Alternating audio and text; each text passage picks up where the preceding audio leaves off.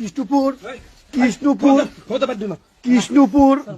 যে বাচ্চা 4 বছরের বাচ্চা শিশু ধর্ষণ মামলার এই যে আজকে সেই হুজুর 4 বছরের শিশু বাচ্চাকে ধর্ষণ করেছেন। দেখেন সেই আবার সেই মসজিদের ভিতরে তিনি এখন অবস্থান করতেছেন। তুই চিনোস বাচ্চাকে ধর্ষণ নাই, 4 বছরের বাচ্চাকে ধর্ষণ করছেন, খুবই দুঃখজনক। ও আবারও সেই মসজিদ ঘরের ভিতরে সেই নাবালক বাচ্চাটাকে ধর্ষণ করছেন। এই জন্য 4 বছরের নাবালক বাচ্চা বাদাম দিয়ে তাকে কৌশল করে বিনিময় করে মসজিদের ভিতরে দর্শন করেছেন। প্লিজ বুঝে